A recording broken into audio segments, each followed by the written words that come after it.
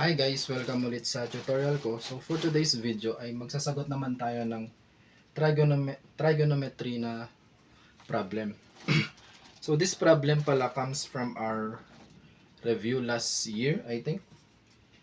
Then tinry ko i-solve. Sabi dito, simplify cosine of theta divided by sine of theta plus 1 plus tangent of theta. So ang first step natin dito is titignan natin kung sino yung naiiba. 'Di ba? Ang nakikita natin dito is tangent of theta. Tangent of theta, alam natin na equivalent siya into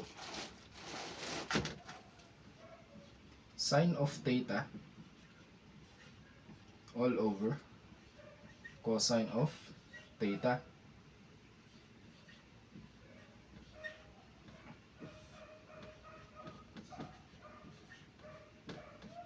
So, ganyan. Meron na tayong dalawang identity na gagamitin. And then, next na step naman natin dito is kukunin natin yung LCD. LCD is cosine of theta sine of theta plus 1. So, ano natin? Cosine of theta sine theta plus 1 divided by this is cosine. So cosine times cosine is cosine squared theta plus. So dito naman, divide mo to. Ay ito divided by ito is sine theta plus 1 times ito. Bali sine of theta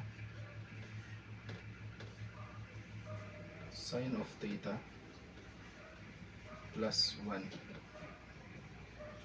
So, ano natin? Simplify pa natin. Cosine squared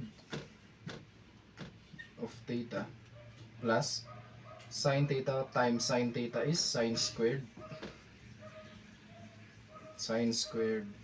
theta plus sine times 1 sine theta. And then, copy natin tong denominator.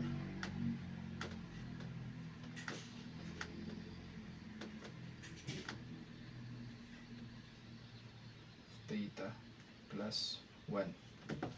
So, kung makikita nyo, meron tayong trigonometric identities dito, which is itong cosine squared theta plus sine squared theta, which is equivalent to 1.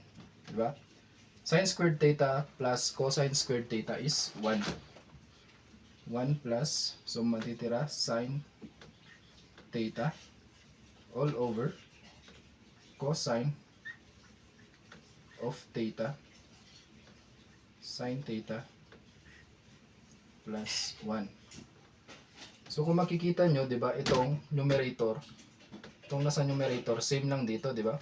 Baliktad lang yung composition niya. Pwede natin tong i-cancel. Ang maiiwan sa atin is 1 all over cosine of theta, or equal siya sa ano ang reciprocal ng cosine? Ang reciprocal ng cosine is secant theta. So ito yung final answer natin. So, yun lang. Maraming salamat sa panonood. Sana may natutunan kayo sa tutorial ko for today. And don't forget to like, share, and subscribe na rin kayo sa YouTube channel ko. By the way, yung YouTube channel ko pala is nasa bio ko sa Facebook. And maraming salamat. Yun lang po.